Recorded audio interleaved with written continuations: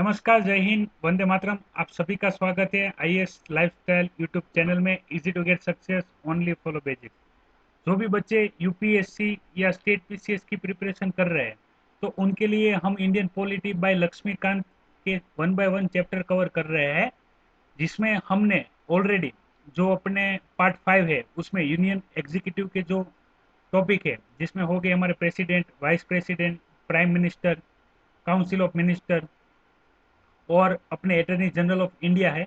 तो ये सारे टॉपिक हमने देख लिए हैं, जिसके वीडियो अवेलेबल है यूट्यूब चैनल में, आप जाके देख सकते हैं। हम कंटिन्यू आगे बढ़ रहे हैं। जैसे हमने आर्टिकल 52 से लेके आर्टिकल 78 तक हमने कवर कर लिया है। आज हम शुरू करने जा रहे हैं आर्टिकल 79 पार्लियामेंट। और पार्लियामेंट में भी आज हम डिस्कस करेंगे पार्लियामेंट सिस्टम। उसके बाद हम राज्यसभा देखेंगे और लोकसभा की इन डिटेल देखेंगे, जिससे आपके वो सारे टॉपिक भी कवर हो जाएंगे। और कंटिन्यू हम आगे बढ़ रहे हैं हमारी इंडियन पॉलिटी बाय लक्ष्मीकांत में, जिसमें वन बाय वन सारे टॉपिक हम क्लियर करेंगे। ये वीडियो शुरू करने से पहले अगर आप आईएएस लाइफस्टाइल यूट्यूब चैनल में मेहमान हैं, तो कृपया चैनल को सब्सक्राइब कर लीजिएगा, ताकि जब कभी भी कोई नए लेक्चर आए तो उसका नोटिफिकेशन आपको मिल जाए। और आप ये नोटिफिकेशन अपने व्हाट्सएप और टेलीग्राम में भी पा सकते हैं। उसके लिए आप आईएएस लाइफस्टाइल टेलीग्राम चैनल भी ज्वाइन कर सकते हैं, और आप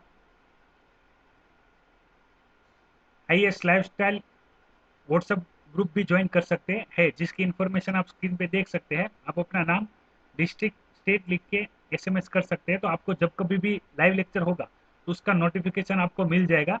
जब कभी भी लाइव लेक्चर होगा तो, या पहले से एडवांस बता दिया जाएगा कि कब लेक्चर आने वाला है, तो उसका इन्फॉर्मेशन आपको मिल जाएगी।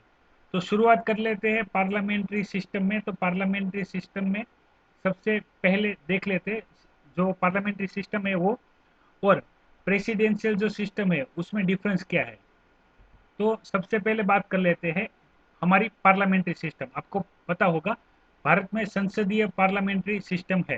ठीक है, ये सबको क्लियर होगा। भारत में संसदीय पार्लियामेंट सिस्टम है, जिसमें मैं मेनली आपसे बात करूँ तो हमारे जो एग्जीक्यूटिव होते हैं और जो होते हैं लेजिस्लेटिव असेंबली, उनके जो मेंबर होते हैं वो ज्वाइंट मेंबर होते हैं। जैसे एग्जांपल देख लेते हैं। आपको पता होगा हमारे हमने देखा था यूनियन एग्जीक्यूटिव में हमारे जो प्राइम मिनिस्टर है नरेंद्र मोदी जी, वो क्या है, हमारे प्राइम मिनिस्टर है। यानी ये क्या हो गया, ये हो गया यूनियन एग्जीक्यूटिव का पार्ट। ठीक है, सेम उसी प्रकार से नरेंद्र मोदी है वो लोकसभा के अंदर भी मेंबर है। तो लोकसभा जो हमारी लेजिस्लेटिव असेंबली है, तो वहां पे भी जब कोई बिल लाया जाएगा पब्लिक के लिए या किसी भी चीज के लिए, तो उसमें भी हमारे नरेंद्र मोदी जी होंगे, वो वोट करेंगे। ठीक है, उनका वोट भी काउंट होगा। तो पार्लियामेंट्री सिस्टम में हमारे जो यूनियन एग्जीक्यूटिव होते हैं वो और लेजिस्लेटिव जो होते हैं वो ज्वाइन होते हैं। ताकि इससे क्या होता है, कोई भी पॉलिसी या कोई भी बिल बिल हो तो वो तुरंत पास हो सकता है, क्योंकि जब कभी भी फास्ट और एडवांस डिसीजन लेना होता है तो ले सकते हैं। जिसका मान लीजिए कोई भी स्कीम इम्प्लीमेंट करनी है, कि किसान के लिए कोई योजना बनानी है जिसमें उनको डायरेक्ट बेनिफिट ट्रांसफर से उनको कुछ भी बेनिफिट पहुंचाना है, तो हमारे जो यूनियन एग्जीक्यूटिव है वो पार्लियामेंट में उसके लिए बिल लाएंगे और वो बिल पास करके वो बेनिफिट ट्रांसफर कर देंगे। यानी इस कंडीशन में क्या होगा कि जो यूनियन एग्जीक्यूटिव होंगे वो कोई भी पॉलिसी बनाएंगे हमारे किसानों के लिए या वर्करों के लिए या किसी भी ग्रुप के लिए, कंपनी के लिए, तो बिल फटाफट पास होता है और वो इफेक्टिव भी होता है। ऐसा हम देखेंगे पार्लियामेंट्री सिस्टम में। उसकी कंपैरिजन में हम बात करते हैं प्रेसिडेंशियल सिस्टम। तो वहां पे क्या होगा, जो यूनियन एग्जीक्यूटिव होगा वो लेजिस्लेटिव का पार्ट नहीं होंगे। ठीक है, वो सेपरेट होंगे, दोनों चीजें सेपरेट होंगी। जबकि पार्लियामेंट्री सिस्टम में दोनों ज्वाइंट होगी। उसका एग्जाम्पल भी देख लेते हैं। यहाँ पे मैंने इंट्रो दिया है, अभी इसमें डिटेल देख लेते हैं तो आपको और आइडिया आ जाएगा। तो डिटेल की मैं आपको बात करूँ, सबसे पहले हम देख लेते हैं जो प्रेसिडेंशियल सिस्टम है, राष्ट्रपति प्रणाली है उसमें। तो राष्ट्रपति प्रणाली का जो सिस्टम है उसको बोलते हैं non responsible government. Non responsible क्यों, वो मैं बताता हूँ। क्योंकि यहाँ पे मैंने पहले ही बात कर दिया था आपको कि जो एग्जीक्यूटिव होते हैं, जैसे ये डोनाल्ड ट्रंप हो गए, वो क्या है, प्रेसिडेंट है। ठीक है, प्रेसिडेंट है डोनाल्ड ट्रंप। वो जो लेजिस्लेटिव असेंबली होते हैं, यानी जो पार्लियामेंट होती है, उसको रिस्पॉन्सिबल नहीं होते, उनको जवाब देना नहीं पड़ता। ठीक है, तो इसको इन नॉन रिस्पॉन्सिबल गवर्नमेंट बोलते हैं किसको? प्रेसिडेंशियल सिस्टम को। अब बात करते हैं कि सेम एग्जांपल लेते हैं। अब मान लीजिए कोरोना क्राइसिस चल रहा है, ठीक है, कोरोना क्राइसिस चल रहा है, पेंडेमिक क्राइसिस चल रहा है। तो ट्रम्प आते हैं और बोलते हैं कि भाई ठीक है, अभी ये क्राइसिस तो चल रहा है, तो हम हमारी पब्लिक को कोई हेल्थ स्कीम दे देते हैं, ठीक है, हेल्थ स्कीम या पॉलिसी दे देते हैं जिससे वो उसका बेनिफिट लेके अगर उनको कोरोना इन्फेक्शन हो भी जाता है तो उसके लिए वो हॉस्पिटल में जाके उनका इलाज करवा सकते हैं। तो मान लीजिए प्रेसिडेंट सर जो एग्जीक्यूटिव के पार्ट है, उन्होंने ये डिसीजन लिया है कि जो पब्लिक है उनको हम हेल्थ पॉलिसी प्रोवाइड करेंगे, और हेल्थ पॉलिसी में मान लीजिए कि 100 करोड़ डॉलर का खर्चा आने वाला है, ठीक है, 100 करोड़ डॉलर का खर्चा आने वाला है। तो अभी क्या करेंगे, ये जो एग्जीक्यूटिव के पार्ट है वो जाएंगे लेजिस्लेटर के पास कि हम इसी पॉलिसी बनाना चाहते हैं हॉस्पिटल की, कि जिसमें जो अमेरिका की पब्लिक है तो उनको हेल्थ पॉलिसी प्रोवाइड करवाई जाए, ताकि वो अगर उनको कोरोना इन्फेक्शन हो भी जाता है तो वो जाके अपना इलाज अच्छे से अस्पताल में करवा सके या अपनी जान बचा सके। तो लेजिस्लेटिव उनसे सवाल जवाब करेगी, भाई ऐसा क्यों करना है, हम ऑलरेडी तो फ्री फ्री हॉस्पिटल सुविधा तो दे रहे हैं, ठीक है, और भी बेनिफिट दे रहे हैं, फिर हम पब्लिक वेलफेयर का भी ध्यान रख रहे हैं, तो ये इसका क्या जरूरत है। यानी क्या होगा, इन दोनों में संघर्ष होगा, ठीक है, इसमें संघर्ष ज्यादा देखने को मिलेगा। किसी भी पॉलिसी को पास करवाने के लिए एग्जीक्यूटिव को लेजिस्लेटिव के सभी सवालों का जवाब देना होगा। अभी ये क्या बात होती है कि किसी एक काम के लिए 100 सवाल होंगे, जब 100 सवालों के सही जवाब मिलेंगे तब वो पॉलिसी पास होगी। तो इन इसमें क्या होता है, कोई एक पॉलिसी पास करवाने में टाइम ज्यादा लगता है और संघर्ष ज्यादा होता है। तो आपको कॉन्फ्लिक्ट ज्यादा दिखेगा किसमें? प्रेसिडेंशियल सिस्टम में, जहाँ पे जो वर्क होगा, यानी एक जो एग्जीक्यूटिव होंगे वो पॉलिसी बनाएंगे, पॉलिसी के लिए जितना भी डेटा चाहिए होगा वो एनालिसिस करेंगे, लेकिन जब वो लेजिस्लेटर के पास जाएंगे तब वही सवाल जवाब इतने करेंगे कि उसको पास होने से रोक लेंगे। तो ये मेन चीज है जो प्रेसिडेंशियल सिस्टम में डिसएडवांटेज है। बाकी भी पॉइंट है लेकिन ये सबसे महत्वपूर्ण पॉइंट है। अगर आपको कोई भी क्वेश्चन में आंसर लिखना है तो आपको क्या करना है, जो मेन मेन पॉइंट है वो लिखना है, जबकि बाकी एक छोटे छोटे पॉइंट लिख के आप अच्छे मार्क्स नहीं ला सकते हो। प्रेसिडेंशियल सिस्टम में आप कभी भी जब भी डिफ्रेंशिएट करो तो पहला पॉइंट आपका होना चाहिए कि नॉन रिस्पॉन्सिबल गवर्नमेंट होती है, दूसरा कि वहाँ पे जो लेजिस्लेटर है और एग्जीक्यूटिव है वहाँ पे कॉन्फ्लिक्ट ज़्यादा होता है, किसी भी पॉलिसी को पास करवाने के लिए टाइम ज़्यादा लगता है, ठीक है, इम्प्लीमेंट करना आसान नहीं होता है, पब्लिक वेलफेयर के लिए सोचना आसान होता नहीं है, क्योंकि एग्जीक्यूटिव और लेजिस्लेटिव दोनों डिफरेंस होते हैं, ठीक है। तो ये मेनली डिसएडवांटेज है रेसिडेंशियल सिस्टम के। एडवांटेज भी है लेकिन एडवांटेज तो कॉमन ही है जो सब जगह होते हैं, डिसएडवांटेज आपको पता होने चाहिए तो मैंने बता दिया है। इसके अलावा कौन कौन सी एडवांटेज है वो आप नीचे वीडियो के कमेंट बॉक्स में कमेंट कीजिएगा, या तो लाइव कमेंट बॉक्स में भी आप कमेंट कर सकते हैं कि प्रेसिडेंशियल सिस्टम के एडवांटेज कौन से है। क्लियर है सबको यहाँ पे? तो यहाँ से आगे बढ़ते हैं हमारी पार्लियामेंट्री सिस्टम के टॉपिक के अंदर, जिसमें हम पार्लियामेंट्री सिस्टम के टॉपिक में हम वन बाय वन देखते हैं एक टॉपिक के। अभी हमने देख लिया कि प्रेसिडेंशियल सिस्टम में क्या डिसएडवांटेजेस है, तो उसके सामने पहले हम देखते हैं पार्लियामेंट्री सिस्टम के एडवांटेज क्या है। तो ये एडवांटेज है, पहले एडवांटेज देख लेते हैं फिर डिसएडवांटेज देखेंगे। देखियो कोई भी सिस्टम हो वो 100% नहीं हो सकती है, एक एक बात आप याद रखिएगा, कोई भी सिस्टम 100% होती नहीं है, या तो उसमें बहुत सारी एडवांटेज होगी तो कुछ बड़ी बड़ी डिसएडवांटेज होगी, या तो किसी में बहुत सारी डिसएडवांटेज होगी तो कोई एडवांटेज होगी।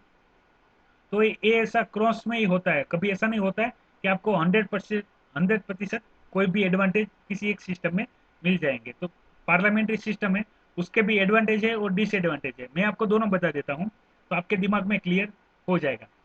और कोई भी डाउट हो तो आप वीडियो के कमेंट बॉक्स में कमेंट कर सकते हैं किसी भी पॉइंट को लेकर, ठीक है, क्लियर है? और कुछ समझ में ना भी आ रहा हो तब भी आप कमेंट कर सकते हैं तो मैं उसका भी जवाब आपको दूंगा।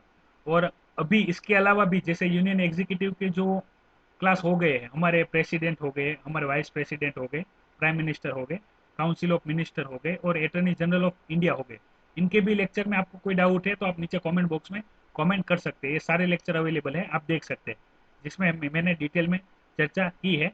और उसके बाद यानी ये आर्टिकल 52 से स्टार्ट हुआ था और आर्टिकल 78 तक हमने कवर कर लिया था, और 79 में स्टार्ट होता है पार्लियामेंट। तो पार्लियामेंट में हमने देख रहे हैं पार्लियामेंट सिस्टम में हमने प्रेसिडेंशियल सिस्टम देखा और पार्लियामेंट्री संसदीय प्रणाली हम देख रहे हैं, जिसमें हम अभी बात करने जा रहे हैं एडवांटेज क्या है, यानी लाभ क्या है जो ये सिस्टम है, ठीक है, उसके लाभ क्या है।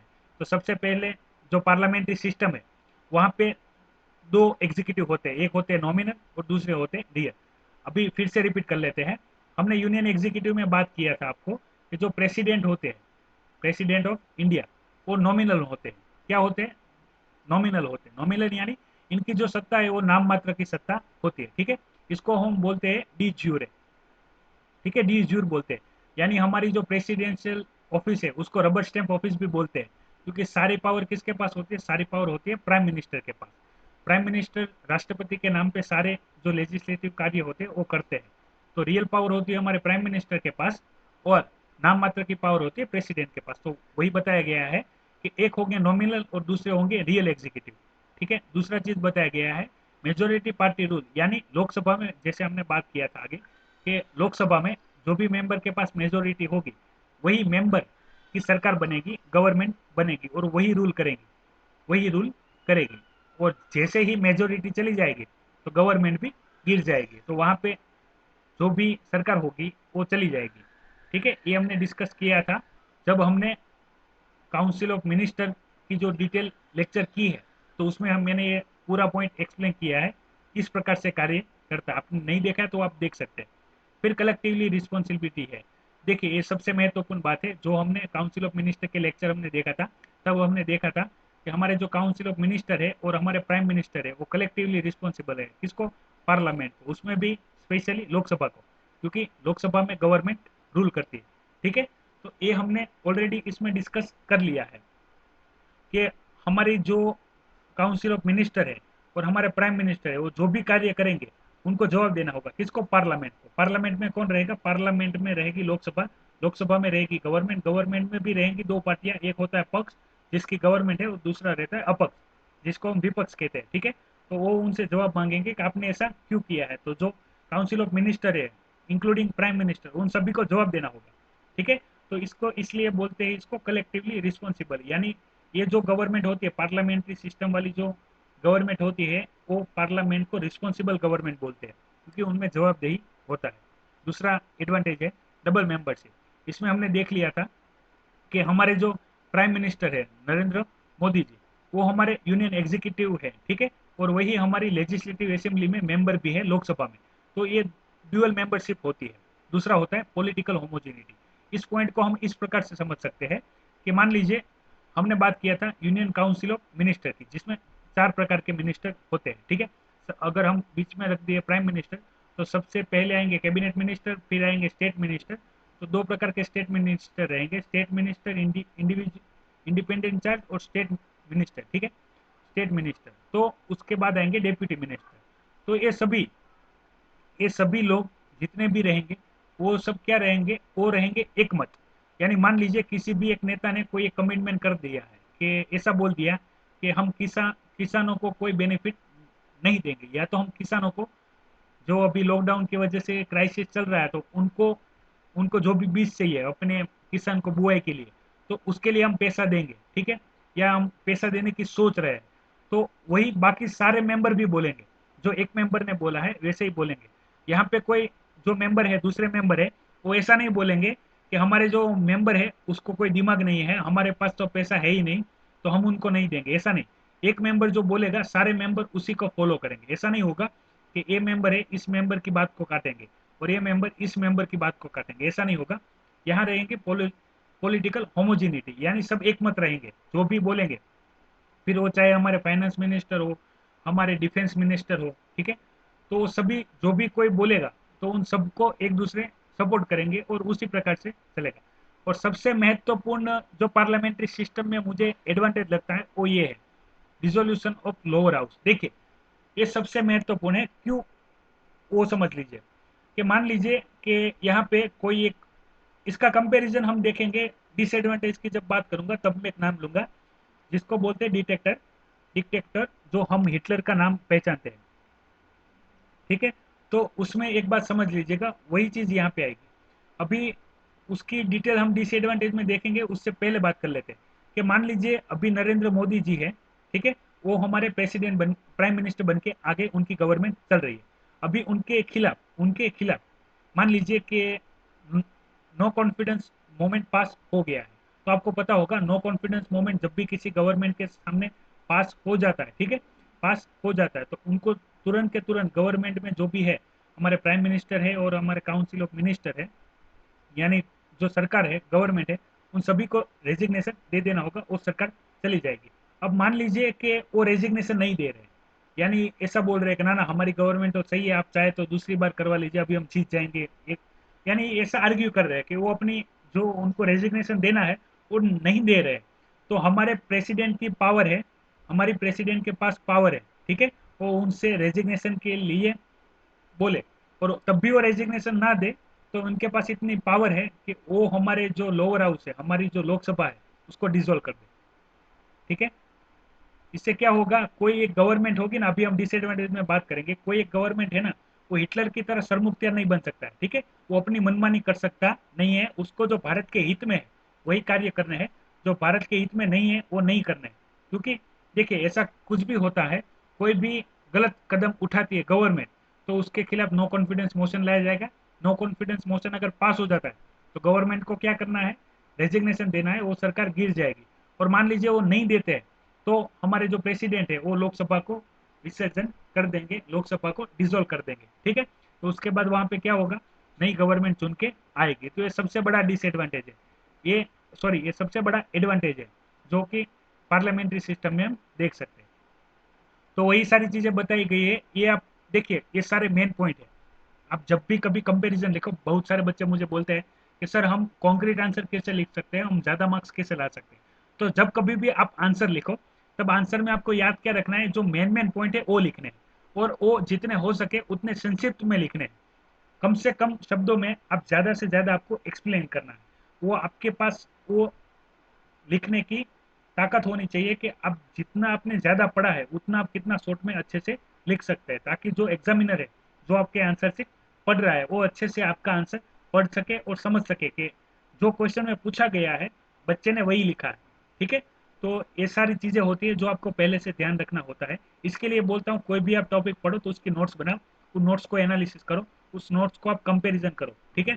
तभी जाके आपके सारे डाउट और सारी चीजें आपको क्लियर होगी। यहाँ सबको एडवांटेज क्लियर है। तो इसके आगे हम फिर बात करेंगे डिसएडवांटेज की। डिसएडवांटेज क्या है, यानी एडवांटेज तो हो गए, अब डिसएडवांटेज भी पता होने चाहिए ना पार्लियामेंट्री सिस्टम के। देखिए आप कभी भी किसी, देखिए आपको एक ऑफिसर बनना है, चाहे आप आईएएस बनो आईपीएस बनो, यानी आप सिस्टम में जा रहे हो, तो सिस्टम में आपको दोनों चीजें पता होनी चाहिए, अच्छी चीज क्या है, एडवांटेज क्या है, और बुरी चीज क्या है, डिसएडवांटेज क्या है, ठीक है। आपको दोनों चीजें पता होनी चाहिए, क्योंकि यूपीएससी एग्जाम हो या कोई भी स्टेट पीसीएस एग्जाम हो या तो फिर इंटरव्यू हो, तो आपको पता नहीं रहेगा क्या पूछा जाएगा।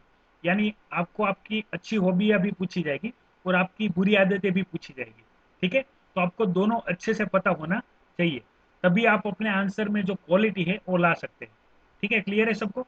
तो यहाँ पे पहले डिस्कशन स्टार्ट करते हैं, पार्लियामेंट्री सिस्टम के डिसएडवांटेज क्या है। तो इसको बोलते हैं अनस्टेबल गवर्नमेंट। देखिए सबसे बड़ा मुद्दा है, इस मुद्दे को आप सबसे अच्छे से समझ सकते हैं। अब मान लीजिए बात करते हैं 2014 के इलेक्शन की, सॉरी अभी बात कर लेते हैं, मान लीजिए 2014 के बाद 2019 के इलेक्शन की, अभी के लेटेस्ट के लिए। तो अभी आपको पता होगी कि यहाँ पे मेजोरिटी पार्टी थी बीजेपी, ठीक है, उनका गठबंधन यहाँ पे मेजोरिटी में था। अभी अनस्टेबल गवर्नमेंट किस हिसाब से वो समझ लीजिए। अभी गवर्नमेंट आएगी, ठीक है, गवर्नमेंट आएगी, अब गवर्नमेंट अपना काम शुरू ही करी होगी, 1 साल हुआ होगा या 2 साल हुआ होगा, तब 2 साल के बाद 3 साल हुआ होगा, और उसके बाद 4 साल और 5 साल के बाद जब नेक्स्ट इलेक्शन होंगे, तो गवर्नमेंट आती है तब से लेके नेक्स्ट इलेक्शन के लिए चिंतित रहती है कि हम ऐसा क्या करें कि हमारी गवर्नमेंट फिर से आए, ठीक है। हमको ये नहीं करना है, क्योंकि अगर देखिए ये इसका पासा गलत गिरा, ठीक है, तो हमारी गवर्नमेंट चली जाएगी, हमारी नेक्स्ट टर्म में गवर्नमेंट नहीं आ सकती। यहाँ तक कि भारत के लिए बताया जाता है कि 5 वर्षों में से 3 वर्षों तो यही सोचने में चले जाते हैं कि अगली टर्म में हमारी गवर्नमेंट आएगी कि नहीं आएगी। तो इसी कारणवश गवर्नमेंट जो एक्शन लेना चाहिए, जो पब्लिक के बेनिफिट में हो, वो लेने से डरती है, ठीक है। और वो यही सोचती है कि अगर हमने देखे ये, अभी बात कर लेते हैं कोरोना वायरस में जो लॉकडाउन हुआ उसकी। अभी देखिए स्ट्रॉन्ग गवर्नमेंट नहीं होती या मेजोरिटी जो बीजेपी के पास नहीं होती, ठीक है, तो लॉकडाउन के बारे में सोचते भी नहीं। क्यों? क्योंकि मान लीजिए लॉकडाउन के लिए सोचते तो पूरा देश तो लॉकडाउन नहीं होता, और जितना भी होता तो उसमें इकोनॉमिकल क्राइसिस तो पहले से ही था और वो खड्डे में चली गई। तो ये सारे जो इसको बोलते हैं बड़े बड़े स्टेप, ये लेने से गवर्नमेंट डरती। क्योंकि क्या रहता है, जैसे ही फिर गवर्नमेंट का कार्य शुरू होगा तो नो कॉन्फिडेंस मूवमेंट लाया जाएगा और गवर्नमेंट गिर जाएगी। तो ये सारी समस्या रहती है किसमें, पार्लियामेंट्री सिस्टम में। अगर किसी भी पार्टी के पास बहुमत नहीं है, मेजोरिटी नहीं है, तो उसको बोलते हैं अनस्टेबल गवर्नमेंट, यानी गवर्नमेंट कभी भी गिर सकती है। ऐसा हो भी गया है, ठीक है।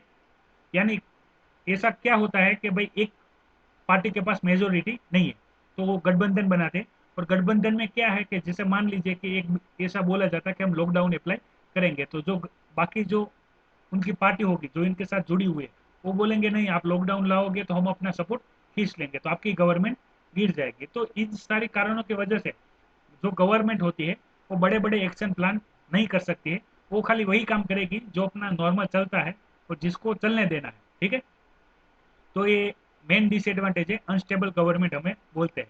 फिर बात करते हैं नो कंटिन्यूटी पॉलिसी। अब देखिए ये आप तो समझने में आसानी रहेगी।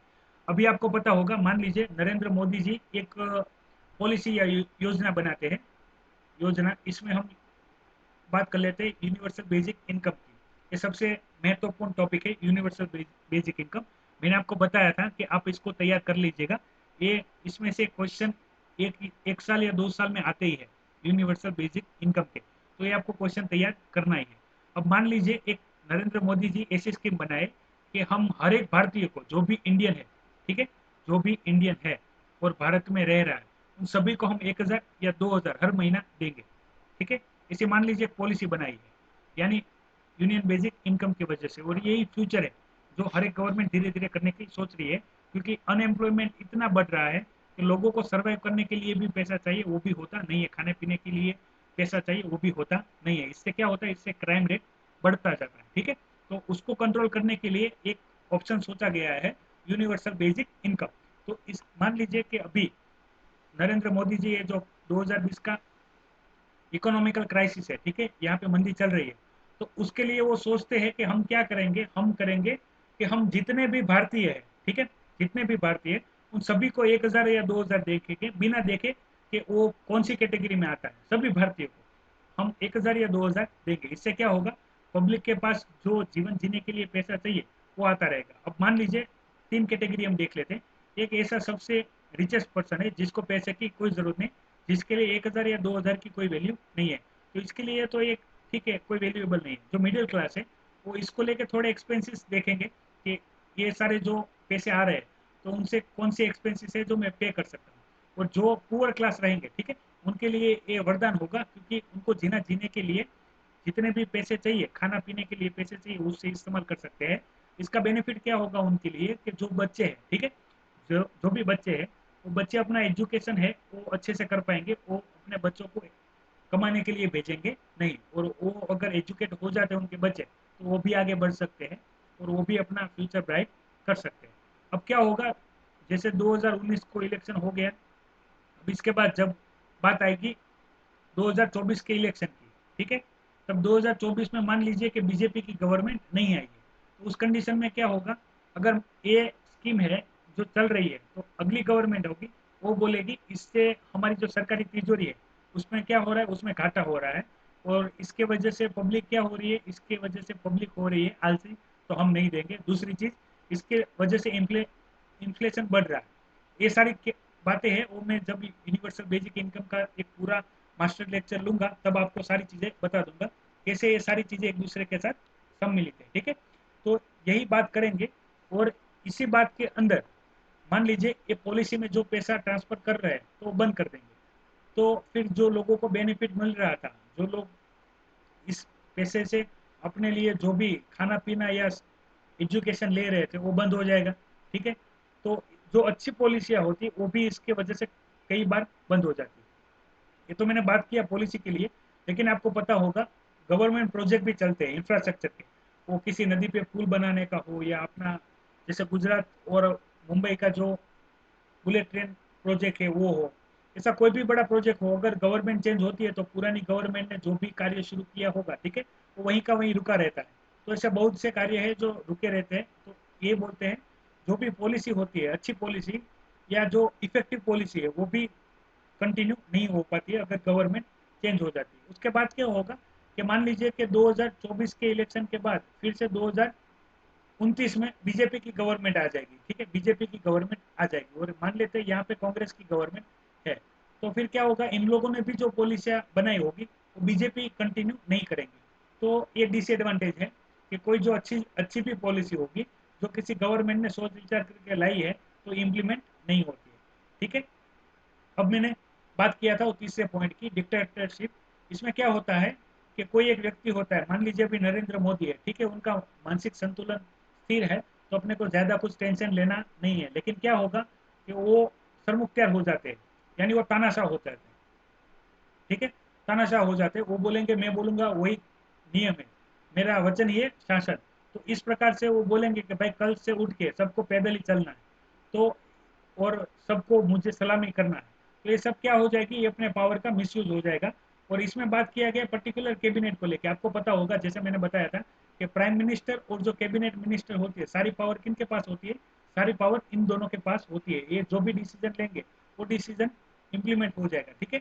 तो कभी कभी क्या होता है, ये जो भी बोलेंगे वो हो जाता है। जैसे बहुत सारे लोग थे जो नोटबंदी हुई थी, ठीक है, उसको बोलते थे कि ये तो कोई गवर्नमेंट के डिसीजन नहीं है, ये इंडिया के बेनिफिट में डिसीजन नहीं है, ये नरेंद्र मोदी को सपना आया था और उन्होंने डिमोनेटाइजेशन कर दिया। तो ऐसा बोलते हैं कि वो क्या करते हैं, वो अपने फैसले है वो पब्लिक पे थोपते हैं।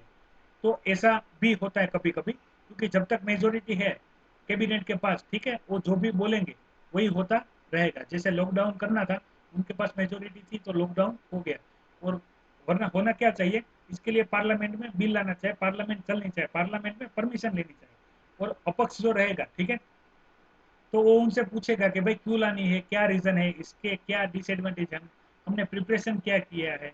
तो वो सारी चीज़ों की डिस्कशन होती है अगर हम इसमें ज़्यादा अंदर जाके बात करें तो। लेकिन वो सब देखने को नहीं मिलता है। क्यों? क्योंकि जो भी कैबिनेट के पास मेजोरिटी रहेगी वो तानाशाह की तरह कार्य करते हैं। तो ये भी पॉइंट है जो आपको पता होने चाहिए। और सबसे आखिरी का पॉइंट है वो है सेपरेशन ऑफ पावर। अब देखिए मैंने बात किया था हमारे जो प्राइम मिनिस्टर है नरेंद्र मोदी जी, तो वो हमारे यूनियन एग्जीक्यूटिव भी है, ठीक है, वही हमारे लेजिस्लेटिव के पार्ट भी है। तो यहाँ पे पावर की सेपरेशन नहीं होती है, ठीक है। मैंने जैसे बताया था प्रेसिडेंशियल सिस्टम में हमारे जो डोनाल्ड ट्रंप थे, ठीक है, वो है हमारे एग्जीक्यूटिव। तो उनको कोई भी पॉलिसी लाने के लिए जो लेजिस्लेटिव असेंबली है वहाँ पे बिल को रखना होगा, बिल को पास करवाने के लिए लेजिस्लेटिव असेंबली के जितने भी मेंबर हैं उनके सभी सवालों का जवाब देना होगा। अब जब सब सही हो जाएगा, सबको अच्छा लगेगा, तभी वो बिल आएगा। जबकि यहाँ पे ऐसा नहीं है। अब मान लीजिए नरेंद्र मोदी जी ने, मैंने बोला कि भाई अभी वो बोले कि भाई नहीं नहीं आपको कंपलसरी सभी को अभी 1,000 रुपये जमा करवाना है, प्राइम मिनिस्टर जो कोरोना वायरस के खिलाफ प्राइम मिनिस्टर के फंड है उसके अंदर। तो ये करना पड़ेगा, क्यों? क्योंकि वो जैसे यूनियन एग्जीक्यूटिव है, लेजिस्लेटिव में बोलेंगे कि भाई हमारी सरकारी तिजोरी में पैसा खत्म हो गया, तो सभी लोग हैं, सभी लोगों को 1,000 रुपये देने पड़ेंगे। जो हमने आपको पता होगा कि जो डायरेक्ट टैक्स होते हैं, ठीक है, डायरेक्ट टैक्स होते हैं उसमें हम अभी कोरोना वायरस सेस भी लगेगा। तो ये सारी चीज़ें हैं जो वो थोप देते हैं और पब्लिक को पसंद हो कि ना पसंद हो उसको एक्सेप्ट करना पड़ता है। तो ये सारी डिसएडवांटेज है कि यहाँ पे पावर की सेपरेशन नहीं होती है, ठीक है। तो ये भी आपको याद रखना है, इसके ऊपर भी क्वेश्चन आते हैं तो आपको अच्छे से प्रिपेयर कर लेना है। यहाँ पे सबको क्लियर है पार्लियामेंट्री सिस्टम और प्रेसिडेंशियल सिस्टम में सभी बच्चों को, ठीक है। तो यहाँ से ये पॉइंट कवर होता है। इसके आगे हम अभी बढ़ेंगे इसके बेसिक के रूप में, एक के बाद एक आगे बढ़ के देखेंगे। अभी बात कर लेते हैं 79 में दिया क्या गया है। आर्टिकल 79 में पार्लियामेंट के बारे में बताया गया है। तो पार्लियामेंट में बताया गया है पार्लियामेंट के तीन पार्ट हो गए, हमारे राष्ट्रपति, हमारी राज्यसभा और हमारी लोकसभा, तीनों मिलकर हमारी पार्लियामेंट की रचना करेंगे, ठीक है। और पहले बात करें तो जो हम 1954 से पहले हमारी जो राज्यसभा थी उनको हम बोलते थे काउंसिल ऑफ स्टेट, ठीक है। और लोकसभा को बोलते थे हाउस ऑफ पीपल, ठीक है। अगर हम हिंदी अनुवाद देखें तो राज्यों की परिषद और जनता सदन, जिसके नाम हमने चेंज करके राज्यसभा और लोकसभा कर दिया। कब? 1954 के बाद। क्लियर है सबको?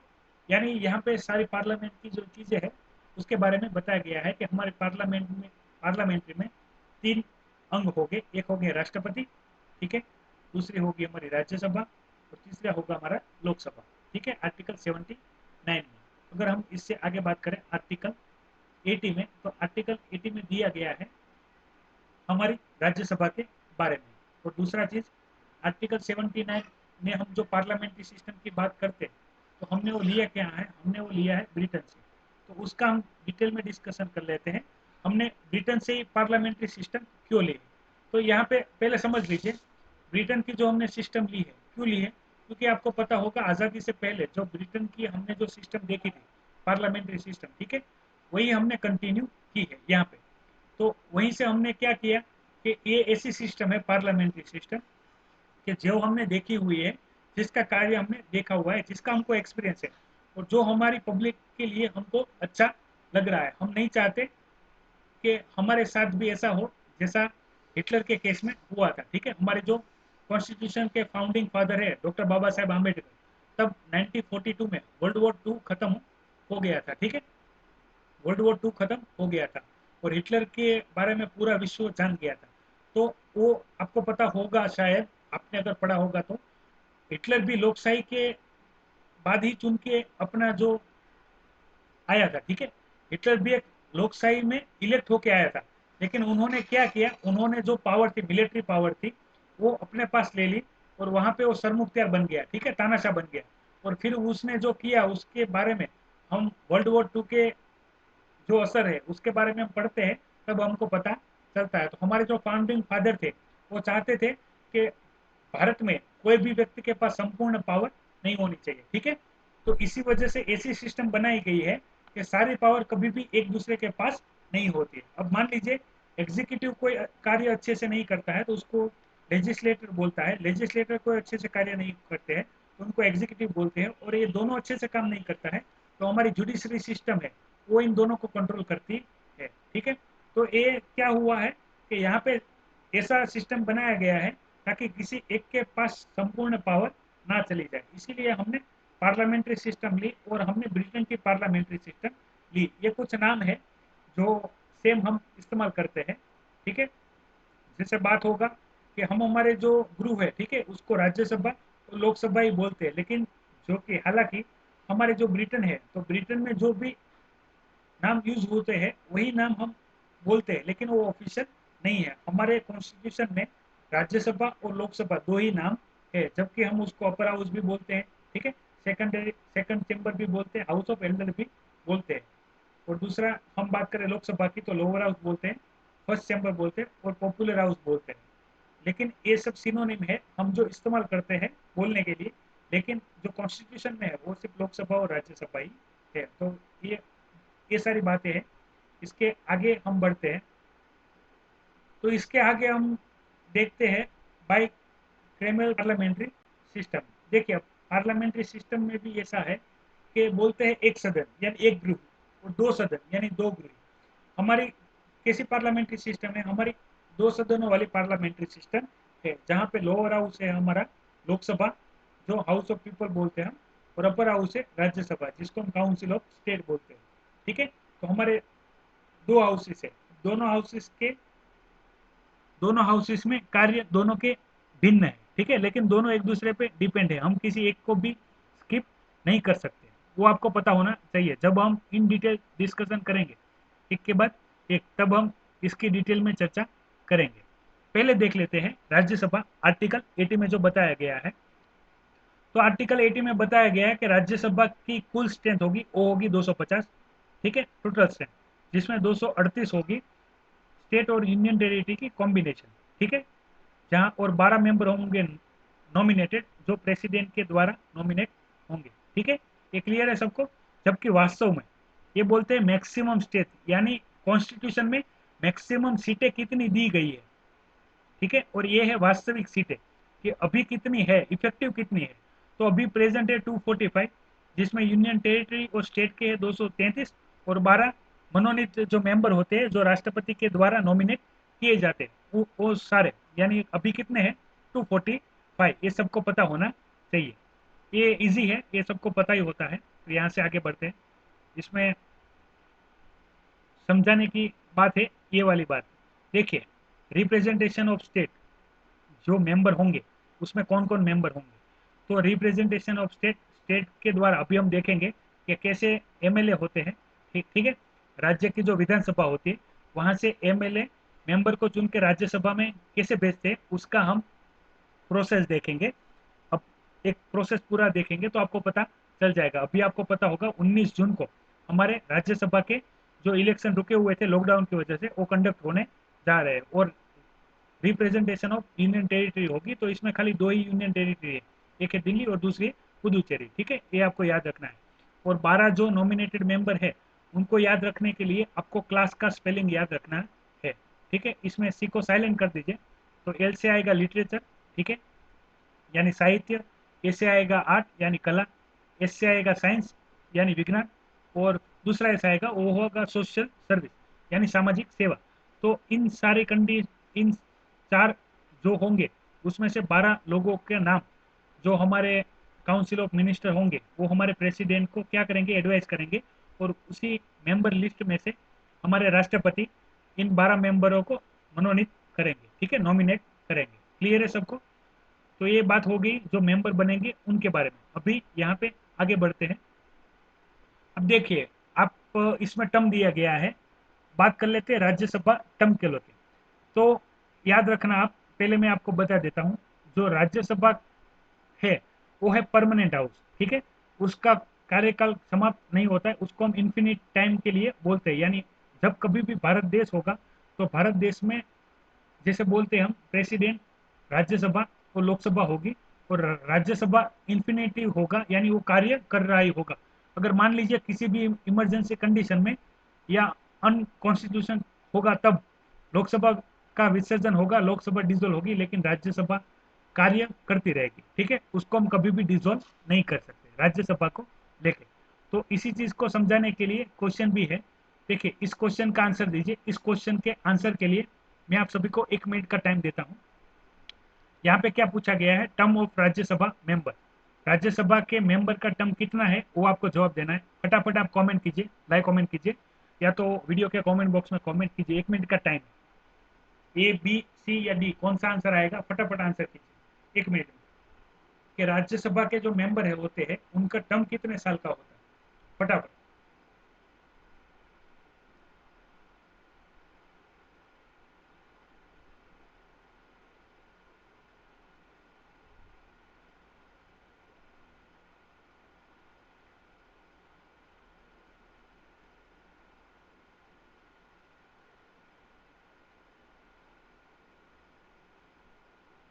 देखिए, सभी बच्चे आंसर कीजिए।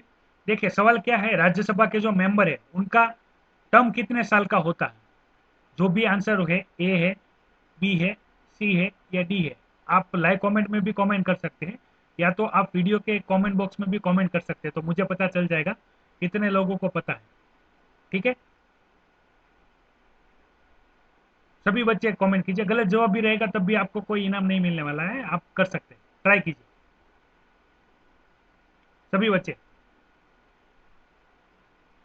ठीक है, देखिए, इसको समझने के लिए मैं और एक आपको क्वेश्चन देता हूं, इसका भी आंसर कीजिए। इसके लिए भी मैं आपको 1 मिनट का टाइम देता हूं। राज्यसभा का टर्म कितना है, राज्यसभा का टर्म कितना है, 6 साल, 5 साल, 2 साल या नन ऑफ अबव, इसका आप कमेंट कीजिए।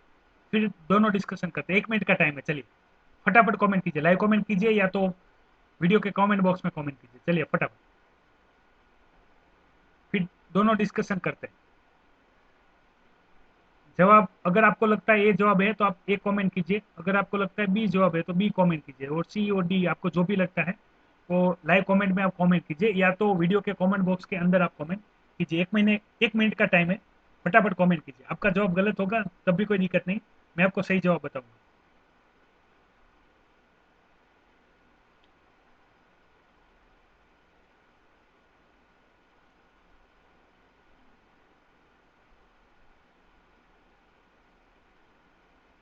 चलिए फटाफट, देखिए सभी बच्चों ने आंसर किया है। देखिए, अभी जिन जिन बच्चों का आंसर सही है, ठीक है, उन उनको धन्यवाद। अभी देखिए चर्चा कर लेते हैं। जब कभी भी आपको राज्यसभा का टर्म पूछा जाए, राज्यसभा का, याद रखना राज्यसभा बोल रहे हैं, तो आपको याद रखना है ये परमानेंट हाउस है, ठीक है, परमानेंट हाउस है, ये कभी भी बंद नहीं होता, इन्फिनिटी टाइम में चलता ही रहता है। तो इस क्वेश्चन का आंसर आएगा नन ऑफ अबोव, ठीक है। पर जब पूछा जाए राज्यसभा मेंबर का टर्म कितने साल का होता है, तब आएगा आंसर 6, ठीक है, तब उसमें आंसर आएगा ए। क्लियर है दोनों? अब दोनों डिस्कशन कर लेते हैं। देखिए क्वेश्चन कभी भी पूछा जाए आपको, तो क्वेश्चन आपको ध्यान से समझ लेना है। ये मैंने आपको क्यों पूछा, क्योंकि आपको पता होना चाहिए कि राज्यसभा का टर्म पूछे तो बोलना है राज्यसभा का टर्म वैसे तो इन्फिनिट टाइम होता है, वो परमानेंट हाउस है, लेकिन राज्यसभा के जो मेंबर है उनका टर्म 6 साल का होता है। वो हर 2 साल में एक तृतीयांश क्या होते हैं, अपने पद से रेजिग्नेशन देते हैं, ठीक है, उनका टर्म खत्म होने के टाइम पे फिर वो इलेक्ट होके वापस आ सकते हैं। लेकिन जैसे ही जिनके भी 6 साल खत्म होंगे, ठीक है, वो अपने पद से रेजिग्नेशन देके जिनका टर्म खत्म हो गया वो जाएंगे। तो आपको राज्यसभा का टेन्योर पूछा जाए तो आपको बोलना है परमानेंट हाउस है, उसका कोई टाइम फिक्स नहीं है। लेकिन राज्यसभा के मेंबर का टर्म पूछा जाए तो 6 साल है। क्लियर है सबको? कोई डाउट है तो कमेंट कर दीजिए। क्लियर है सबको? यहाँ से आगे बढ़ते हैं। यानी ये मैंने इसलिए कहा ताकि आपको डिफरेंस पता चले। राज्यसभा वो हमारा परमानेंट हाउस है, जबकि राज्यसभा मेंबर का टर्म रहता है वो 6 साल का रहता है, ठीक है। आगे बढ़ते हैं यहाँ से वन बाय वन। और भी जितने बच्चों का सही जवाब था उनको कॉन्ग्रेचुलेशन। अब देखिए एक और क्वेश्चन है, ये जनरल नॉलेज का क्वेश्चन है, जिसको भी इसका आंसर आता हो वो आंसर बता सकता है। देखिए क्वेश्चन में आपको बता देता हूँ कि हमारी जो राज्यसभा है, हमारी जो राज्यसभा है उसमें जो एसटी और एससी कम्युनिटी की कितनी सीटें रिजर्व है, ठीक है, आरक्षित सीटें कितनी है, 30 है, 25 है कि 12 है, वो आपको कमेंट करना है। चलिए इसका आंसर भी फटाफट कीजिए। इसके लिए चलिए मैं आपको 1 मिनट पूरा देता हूँ, आप सोच विचार करके इसका आंसर दीजिए, फटाफट कमेंट कीजिए। 1 मिनट का टाइम देता हूँ। ज्यादा चाहिए तो ठीक है, सोचिए, पता कीजिए। जनरल नॉलेज का क्वेश्चन है कि हमारे राज्यसभा में एसटी और एससी के लिए कितने सीटें रिजर्व है।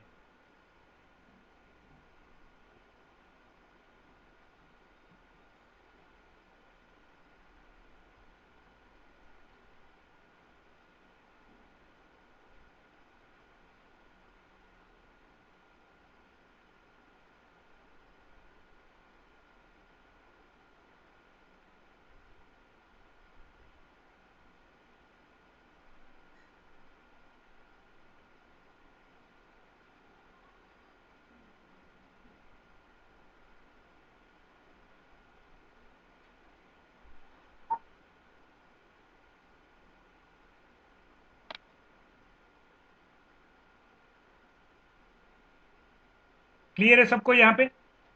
ठीक है, कितने बच्चों ने सही आंसर दिया है? ठीक है, देखिए अभी इसका आंसर, इसका आंसर किसको पता है कमेंट कीजिए फटाफट। देखिए इसमें आएगा नन ऑफ अबोव, ठीक है, सही आंसर है डी। देखिए एक बात समझ लीजिए, हमने एसटी और एससी को रिजर्वेशन कहाँ कहाँ दिया है। एक तो दिया हमने लोकसभा में, दूसरा दिया है हमने राज्यों की विधानसभा में, ठीक है। दो जगह पे ही हमने उनको क्या दिया है, आरक्षण दिया है। हमने राज्यसभा में एसटी और एससी को आरक्षण दिया नहीं है। तो ये सबको पता होना चाहिए।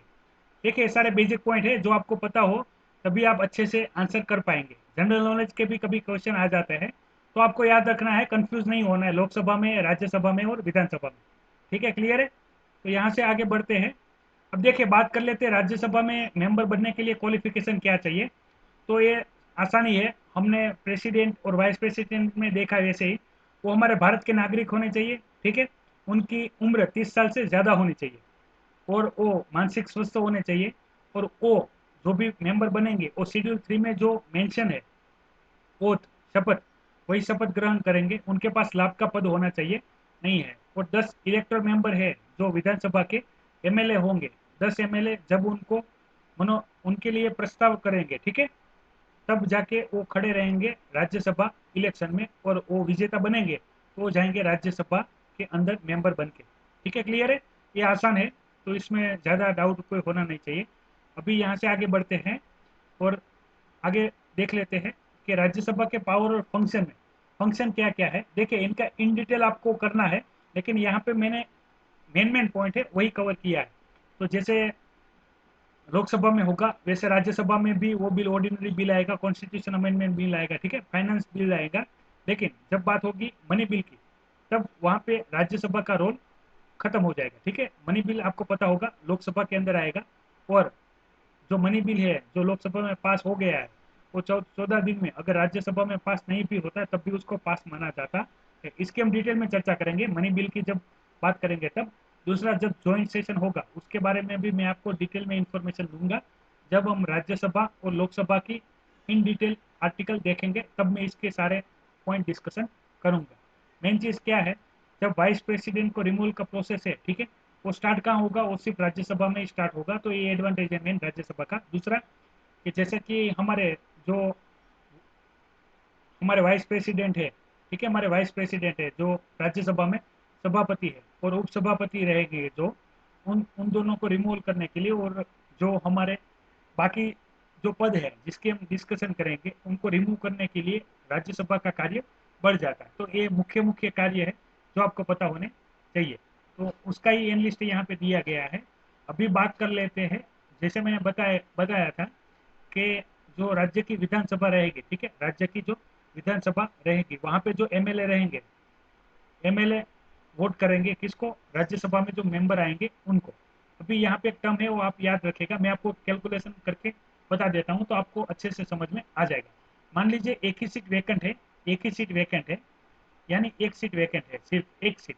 सीटें कितनी वैकेंट होती है वो स्टेट स्टेट में डिफरेंस होता है। अब यहाँ पे दोनों कंडीशन को कवर करने के लिए मैंने कंडीशन दी है कि मान लीजिए एक ही सीट वैकेंट है, ठीक है। अगर एक ही सीट वैकेंट है तो वहां पे जितने भी एमएलए होंगे उनकी वोट की वैल्यू एक हो जाएगी।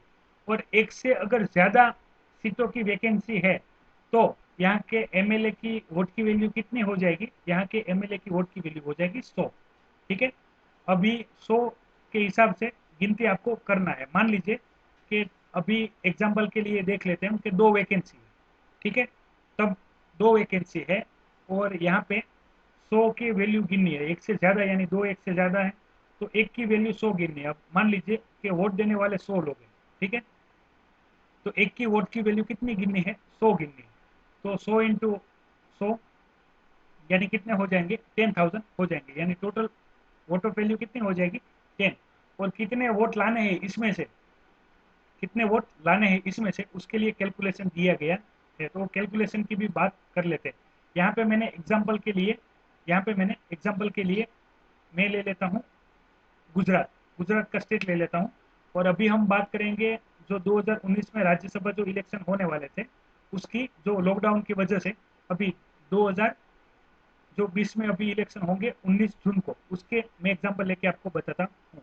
यहाँ पे टोटल वैल्यू ऑफ वोट गिनना है, यानी यहाँ पे कितने आएंगे, तो यहाँ पे जैसे वैकेंसी है 4, ठीक है, 4 है, तो हम अगर इक्वेशन बनाए तो यहाँ पे आएंगे 4+1, ठीक है, 4+1 और प्लस यहाँ पे एक आएंगे। यहाँ पे टोटल वैल्यू कैसे निकालेंगे, तो 182 रहेंगे, 182 रहेंगे इंटू 100 हो जाएगा टोटल वैल्यू, क्योंकि member of Vidhan Sabha Gujarat legislative assembly 182 है और एक से ज़्यादा वैकेंसी है तो एक के मत को 100 गिनना है।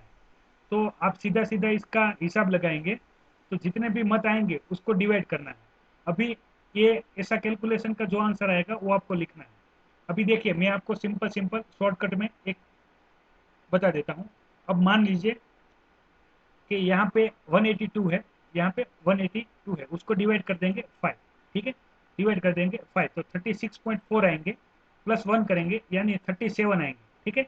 यानी जो 4 वैकेंसी है राज्यसभा की गुजरात स्टेट के लिए, ठीक है, तो वहाँ पे एक सीट जीतने के लिए 37 वोट की जरूरत पड़ेगी, 37 एमएलए के वोट की जरूरत पड़ेगी। 37 जब एमएलए एक कैंडिडेट को वोट करेंगे तब जाके वो विजेता हो जाएगा। यहाँ पे भी सिंगल ट्रांसफरेबल वोट सिस्टम रहेगी, सिंगल ट्रांसफरेबल वोट सिस्टम रहेगी, ठीक है। उसकी भी मैं डिटेल में एक आपको जरूरत होगी तो वीडियो बना के दे दूंगा तो आपको वो भी पता चल जाएगा इन डिटेल। और दूसरी चीज, यहाँ पे जो सिंगल ट्रांसफरेबल वोट तो होगा, यहाँ पे ओपन वोटिंग होगी या क्लोज यानी गुप्त मतदान होगा कि खुला मतदान होगा, वो जिस किसी को भी पता है वो नीचे वीडियो के कमेंट बॉक्स में कमेंट करे, ठीक है। जो राज्यसभा इलेक्शन होते हैं वहाँ पे वोटिंग ओपन होती है या गुप्त वोटिंग होती है, ठीक है। वो आपको जिस किसी को भी पता हो वो कमेंट कीजिए। तो यहाँ से राज्यसभा का टॉपिक है वो कवर होता है। फिर हम यहाँ पे देखते हैं लोकसभा। अब लोकसभा में आपको कंपैरिजन याद रखना है। लोकसभा की जब भी मैक्सिमम स्ट्रेंथ की बात करें तो लोकसभा में मैक्सिमम स्ट्रेंथ रहेगी 552, ठीक है। जिसमें स्टेट और यूनियन टेरिटरी की रहेंगे 550 सदस्य और 2 रहेंगे नॉमिनेट एंग्लो इंडियन, ठीक है। लेकिन आपको पता होगा 104 कॉन्स्टिट्यूशन अमेंडमेंट एक के द्वारा ये जो 2 नॉमिनेटेड मेंबर है उनका कार्यकाल अभी समाप्त कर दिया गया है। तो मैंने अभी जो पुराना डेटा है वही पिकअप किया है, लेकिन नया डेटा आ जाएगा तो यहाँ पे आ जाएगा 543 और सारे रहेंगे 543। कहाँ से? स्टेट और यूनियन टेरिटरी के जो 2 नॉमिनेटेड मेंबर है तो उनका कार्यकाल अभी समाप्त हो गया है, ठीक है। 26 जनवरी से उनका कार्यकाल अभी समाप्त हो गया है। तो ये सारी चीज़ें याद रखेगा। और आपने अगर देखिए 104 कॉन्स्टिट्यूशन अमेंडमेंट एक्ट नहीं देखा है तो उसका वीडियो भी अवेलेबल है, आप देख सकते हैं हमारे यूपीएससी जीपीएससी प्लेलिस्ट के अंदर। क्लियर है सबको? ये मेंबर के पद को लेकर किसी को डाउट होना नहीं चाहिए। लोकसभा में कितने मेंबर है। दूसरी बात कर लेते हैं लोकसभा के टर्म की।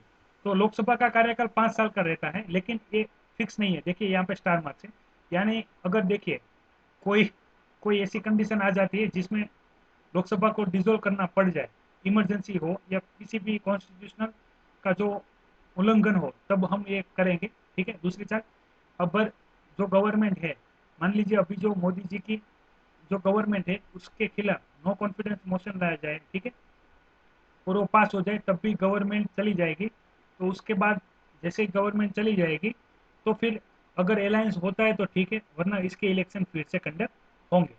तो ये चीज़ आपको याद रखना है। लोकसभा की पूछे तो लोकसभा का टर्म 5 साल का रहेगा, ये मेंशन है, ठीक है। लेकिन उससे पहले भी वो डिसॉल्व हो सकता है, वो आपको याद रखना है। कौन सी कंडीशन है वो हम जब इन डिटेल देखेंगे तब हम इसमें और बात करेंगे। अभी बात कर लेते हैं राज्यसभा की, ठीक है। राज्यसभा की क्वालिफिकेशन की बात कर ली है, यहाँ पे आएगा लोकसभा, ठीक है। लोकसभा तो उसमें भी सेम क्वालिफिकेशन दिया गया है। अब बात कर लेते हैं जो चेंज है वो, तो हमारे भारत के नागरिक होनी चाहिए, उनकी कम से कम उम्र 25 साल से ज़्यादा होनी चाहिए, ठीक है। और मानसिक स्वस्थ होने चाहिए। उनका भी शेड्यूल 3 के अनुसार उनको भी शपथ लेनी है तो वो लेंगे, और उनके पास कोई भी लाभ का पद होना चाहिए नहीं है। तो ये बेसिक क्वालिफिकेशन है, सिर्फ एक एज में डिफरेंस है। तो आपको याद रखना है लोकसभा में 25 चाहिए, राज्यसभा में 30 चाहिए, हमारे प्रेसिडेंट और वाइस प्रेसिडेंट के लिए 35 चाहिए, ठीक है। तो वो आपको एज को लेके भी क्वेश्चन आता है तो आपको डाउट क्लियर होना चाहिए। इसके हम आगे बात करें तो बहुत सारे बच्चे हैं जिनका क्वेश्चन था कि सर हम यूपीएससी प्रीवियस क्वेश्चन पेपर कहाँ से डाउनलोड कर सकते हैं। तो वो हमारी वेबसाइट है www.islifestyle.com, वहाँ पे जाके डाउनलोड कर सकते हैं, या तो उसका लिंक वीडियो के डिस्क्रिप्शन में अवेलेबल है, वहाँ पे जाके भी वो कर सकते हैं। आप मुझे इंस्टाग्राम पे भी फॉलो कर सकते हैं, और I S lifestyle YouTube channel को अगर आपने सब्सक्राइब नहीं किया है तो कर लीजिएगा। आपको व्हाट्सअप नोटिफिकेशन के लिए आप 9033926907 पे अपना नाम और डिस्ट्रिक्ट और स्टेट लिख के भेज सकते हैं, तो आपको भी नोटिफिकेशन मिल जाएगा। या तो आप अपनी टेलीग्राम चैनल भी ज्वाइन कर सकते हैं, आई एस लाइफस्टाइल। तो यहाँ पे लेक्चर की समाप्त करते हैं। लेक्चर की इन्फॉर्मेशन कैसी लगी, पसंद आई तो इसको लाइक कीजिए, और दूसरे बच्चे जो प्रिपरेशन कर रहे हैं उनके साथ वीडियो को शेयर कीजिए। और अगर आप नए हैं चैनल में तो अवश्य चैनल को सब्सक्राइब कीजिए। आप जब भी लाइक करते हैं और सब्सक्राइब करते हैं तब पता चलता है कि भाई हमारा प्यार बच्चों तक पहुंच रहा है, ठीक है। तो यहाँ पे इस लेक्चर की समाप्ति करते हैं। अभी आगे देखेंगे हम कंटिन्यू लेक्चर।